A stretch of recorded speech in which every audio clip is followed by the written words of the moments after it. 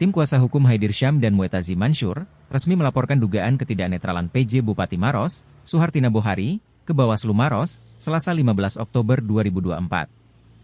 Laporan tersebut didasari atas tindakan Suhartina, yang hadir dalam suatu pertemuan yang menyuarakan kota kosong. Kehadiran Suhartina bahkan diabadikan dalam sejumlah video yang tersebar luas di jagat maya. Hal tersebut pun dinilai merugikan pasangan calon Haidir dan Muetazim. Kuasa hukum Haidir dan Muetazim Supriyono mengatakan acara yang dihadiri Suhartina tersebut berlokasi di Bulu-Bulu, Desa Marumpa, Kecamatan Marusu, Kabupaten Maros. Kegiatan tersebut diduga didesain sebagai sosialisasi kota kosong karena sengaja menghadirkan pihak tertentu yang tidak terkait.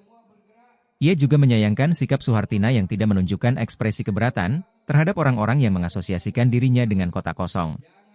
Padahal, pejabat negara tak diperkenankan melakukan tindakan yang menguntungkan atau merugikan paslon tertentu.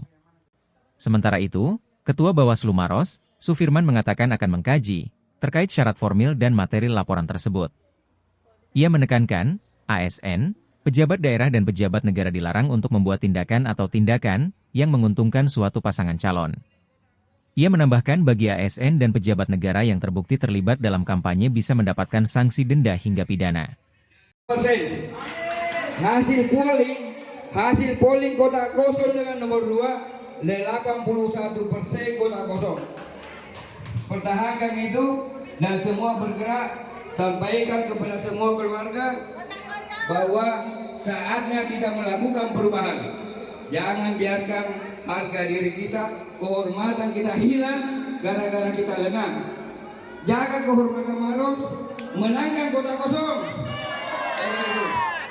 Pada saat pejabat bupati itu hadir, ada orang yang mengkampanyekan kota kosong di acara itu, dan video yang tersebar itu memperlihatkan bahwa pejabat bupati hanya senyum-senyum saja. Dia tidak melakukan upaya misalnya menegur, mengatakan bahwa berhenti melakukan kampanye. Saya adalah pejabat bupati, dan ada beberapa video yang kami laporkan di situ. Yang selain pejabat bupati, ada juga suaminya sebagai ASN. Itu yang kami anggap sangat merugikan pasangan calon dari Pak Haidir dengan Pak Mustasim. Itu artinya ini pejabat bupati itu Suhartina Bohari, menurut kami tim hukum, dia telah melanggar di Undang-Undang Pilkada, yaitu Undang-Undang 2016 tentang Pilkada, tentang kenetralan. Nah, itu yang dilanggar. Jadi kalau orang bilang kampanye, dia memang tidak kampanye, tapi dia berada pada pejabat. Pasal 71 Undang-Undang nomor 10 tahun 2016 bisa dilihat, yaitu pejabat, panjang itu anunya, pejabat ASN dilarang memihak, artinya netral, harus tidak menguntungkan pasangan calon.